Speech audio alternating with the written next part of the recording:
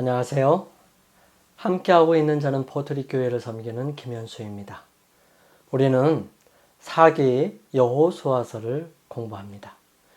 이번 주는 이과 놀라운 은혜 함께 살펴보기를 원합니다. 은혜는 거저주는 선물이죠.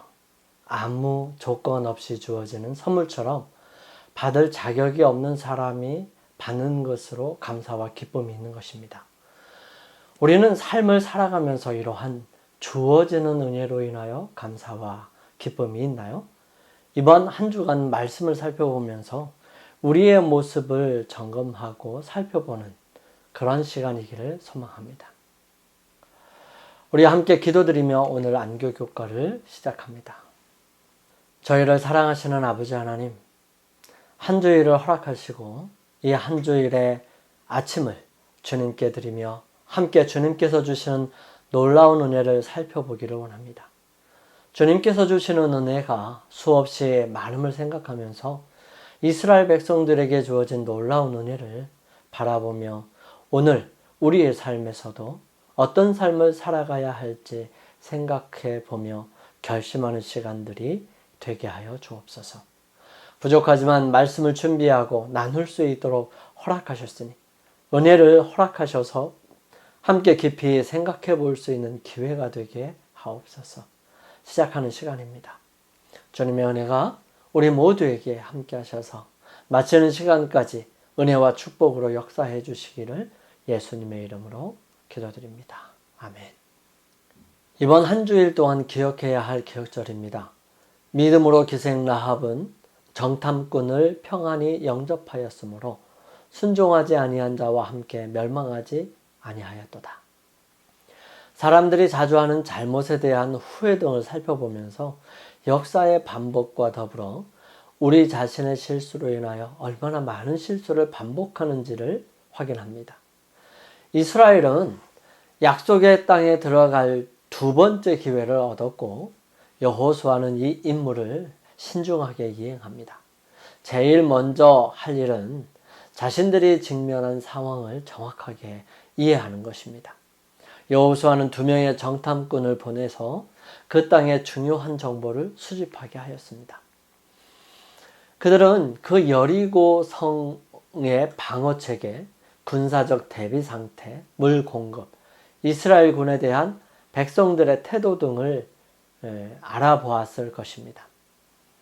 어떤 이는 하나님께서 이스라엘에게 주시겠다고 약속했기 때문에 그들의 아무런 노력이 없이도 그 땅이 주어질 것이라고 생각할 수도 있습니다. 그러나 하나님께서 확실히 도와주실 것이라고 해서 인간의 책임이 배제되는 것은 아닙니다. 이스라엘은 가나안의 국경에 두 번째 당도했습니다. 기대는 아주 높았죠. 하지만 이스라엘의 지난번 도전은 비참한 실패로 끝났었습니다. 이번 주에는 여호수아서의 가장 흥미로운 두 가지 이야기를 살펴보고 그것이 오늘날 우리의 믿음에 대해 무엇을 말하는지를 알아볼 것입니다. 하나님의 은혜는 우리를 놀라게 할 생각지도 못할 가능성을 담고 있습니다. 하나님은 실패한 이스라엘에게 다시 기회를 주셔서 가나안을 유업으로 주십니다. 은혜는 이와 같이 자격이 없는 이에게 기회를 주는 것이지요. 하나님의 은혜는 놀랍고요. 우리가 생각지도 못한 가능성을 담고 있습니다. 주님은 라합의 행동을 높이 평가했고요. 그녀가 알지 못한 다윗의 혈통까지 들어가는 이 놀라운 특권을 주셨습니다. 이방인들에게 은혜를 주신 하나님은 모두에게 새롭게 시작할 수 있는 기회를 주십니다. 진실하게 믿음으로 하나님께 나아가는 이들은 놀라운 은혜를 경험하게 될 것입니다. 오늘은 그 첫째 날로 10월 5일 일요일 함께 살펴볼 주제는 두 번째 기회입니다. 두 번째 기회라는 이야기는 첫 번째 기회를 상실해 버렸다는 생각을 가지게 하는데요. 주어진 성경절들을 함께 살펴보고 말씀을 나누겠습니다. 교과는 여호수아 2장 1절과 민수기 13장 1절 그리고 2절 25절에서 28절 33절 말씀 그리고 민수기 14장 1절에서 12절에 있는 말씀을 읽어보라고 제시합니다. 여호수아 2장 1절 말씀은 눈의 아들 여호수아가 시딤에서 두 사람을 정탐꾼으로 보내며 이르되 가서 그 땅과 여리고를 엿보라 하매 그들이 가서 라합이라 하는 기생의 집에 들어가 거기서 유숙하다니라고 기록합니다. 여호수아는 왜 약속의 땅 정복의 임무를 정탐꾼을 파견하는 것으로 시작했을까요? 두 정탐꾼이 잔입한 아카시아 숲은 히브리어로 시딤이라고 불립니다. 이곳은 이스라엘 역사의 두 가지 부정적인 사건을 떠올리게 했습니다. 첫 번째는 정탐꾼의 파견, 적진 잠입, 그리고 정탐꾼의 귀환, 발견한 것의 보고, 그리고 보고에 따른 행동 결정과 같은 동일한 핵심 요소를 담고 있는 민수기 13장의 다른 정탐꾼 이야기입니다. 민수기 13장 1절, 2절, 25절에서 28절, 그리고 33절 말씀을 함께 살펴봅니다. 1절 여호와께서 모세에게 말씀하여 이르시되 2절 사람을 보내어 내가 이스라엘 자손에게 주는 가나안 땅을 정탐하게 하되 그들의 조상의 가문 각 지파 중에서 지휘관 된 자 한 사람씩 보내라. 25절 40일 동안 땅을 정탐하기를 마치고 돌아와 26절 바란 광야 가데스에 이르러 모세와 아론과 이스라엘 자손의 온 회중에게 나와 그들에게 보고하고 그 땅의 과일을 보이고 27절 모세에게 말하여 이르되 당신이 우리를 보낸 땅에 간즉 과연 그 땅에 젖과 꿀이 흐르는데 이것은 그 땅의 과일이니이다. 28절 그러나 그 땅 거주민은 강하고 성읍은 견고하고 심이 클 뿐 아니라 거기서 아낙 자손을 보았으며 33절 말씀 거기서 네피림 후손인 아낙 자손의 거인들을 보았나니 우리는 스스로 보기에도 메뚜기 같으니 그들이 보기에도 그와 같았을 것이니라. 사실 이 부분을 신명기에서는 다시 회고하면서 모세가 기록하기를 정탐꾼을 하나님께서 뽑아서 보내라고 말씀하신 것이 아니라 이스라엘 백성들이 먼저 정탐을 해야 하지 않겠느냐 제안한 것으로 보입니다.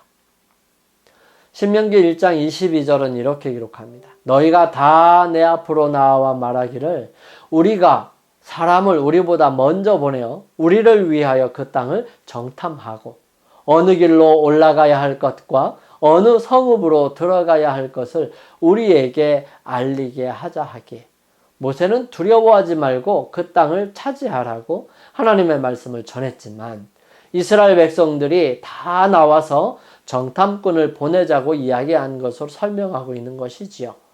정탐꾼들은 그곳에 좋은 것을 보았지만 키 크고 장대한 아낙 자손들과 높은 성읍들과 성곽들을 보면서 겁에 질리게 되었고요.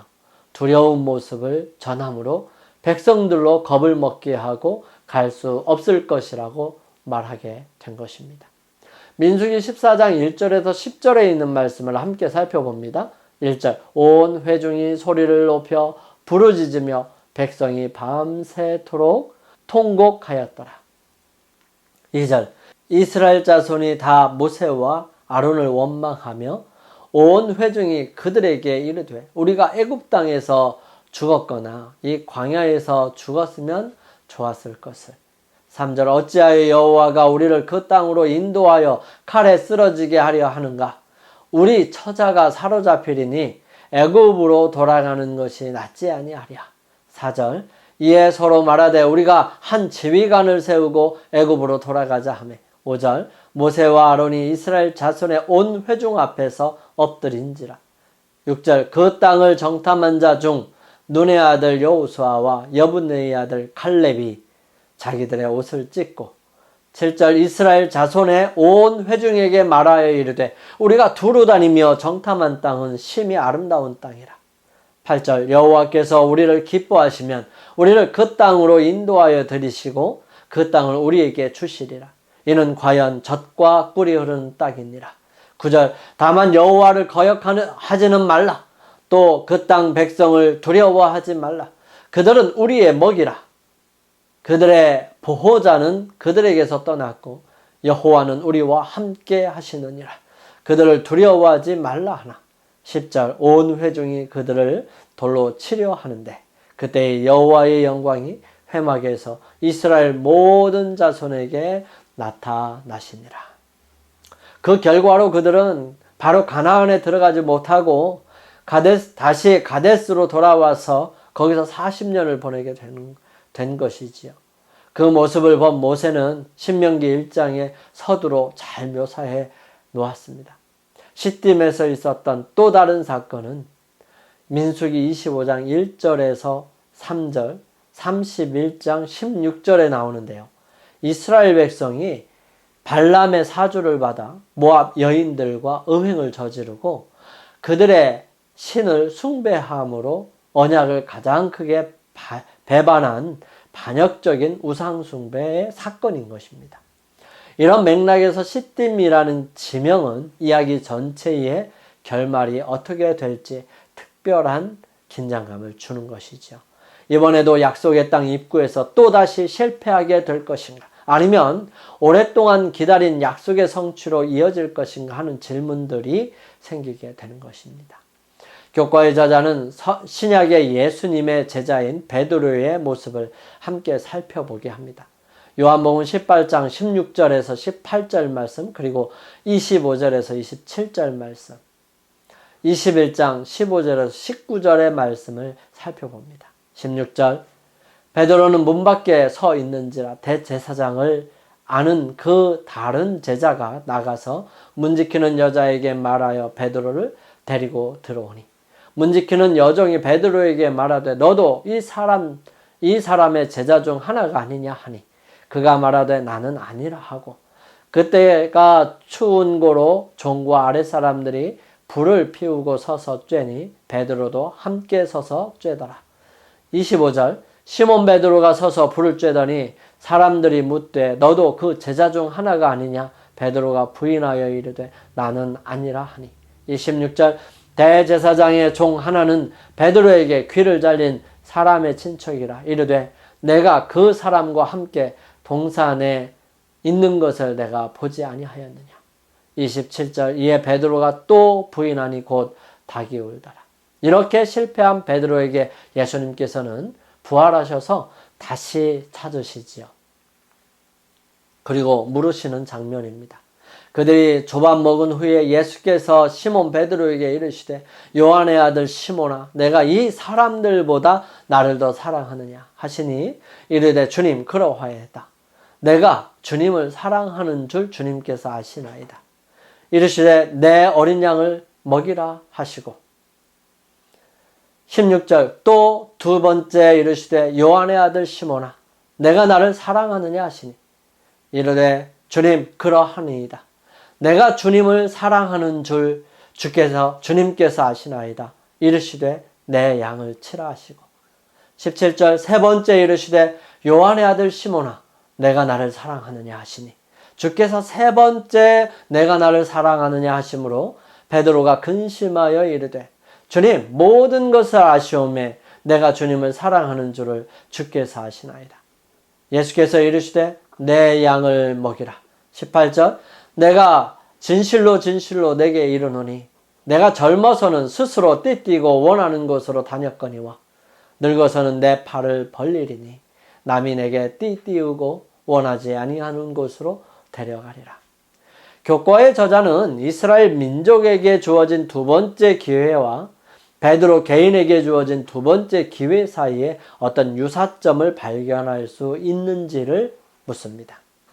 우리는 실수하는 사람들의 모습에 집중하는 것이 아니라 그러한 사람들을 대하시는 하나님의 모습에 집중할 필요가 있습니다. 하나님께서는 두 번째 기회, 아니 그보다 더한 기회를 주시는 하나님이십니다. 이러한 두 번째 기회를 성경은 은혜라고 부릅니다. 은혜는 간단히 말해서 우리가 받을 자격이 없는 것을 받는 것이지요. 성경의 가르침은 은혜의 개념으로 가득합니다. 하나님은 모든 사람에게 새로운 시작의 기회를 은혜로 베풀어 주십니다. 이러한 은혜를 경험한 베드로는 교회에게 은혜 가운데 자라가라고 권면하죠. 그보다 더 놀라운 소식은 우리가 두 번째 기회보다 훨씬 더 많은 기회를 받는다는 것입니다. 그렇지 않나요? 하나님의 은혜가 아니었다면 우리는 지금 어디에 있을까요? 영감의 교훈입니다. 다시 하나님의 자녀가 됨. 아담과 그의 반려자는 그들의 죄가 비록 크지만 사단의 지배를 받도록 버림을 받지 않으리라는 보증을 받았다. 하나님의 아들은 당신의 생명으로 그들의 죄악을 속죄하시겠다고 제의하셨다. 은혜의 시기가 그들에게 허락될 것이며 회개와 그리스도를 믿는 믿음을 통하여 그들은 다시 하나님의 자녀가 될 수 있었다. 부조와 선지자 66페이지에 있는 말씀이에요. 우리 함께 기도드립니다. 사랑의 하나님, 우리의 큰 실수에도 용서하시고 다시 기회를 주시는 놀라운 은혜에 감사합니다. 저희도 여러모로 돌이킬 수 없는 잘못과 실수로 가득한 길을 걸을 때가 많습니다. 부끄러운 저희 잘못을 용서해 주시고 하늘 가나안에 꼭 들어가게 이끌어 주옵소서. 그리고 순종하는 사람이 되게 하여 주옵소서. 저희를 사랑하시는 예수님의 이름으로 간절히 기도드립니다. 아멘. 이제 오늘 하루를 승리하기 위해 각자가 주님께 나아가는 시간을 개인적으로 갖게 되기를 바랍니다. 저는 내일 아침 이 시간 다시 찾아뵙겠습니다. 감사합니다.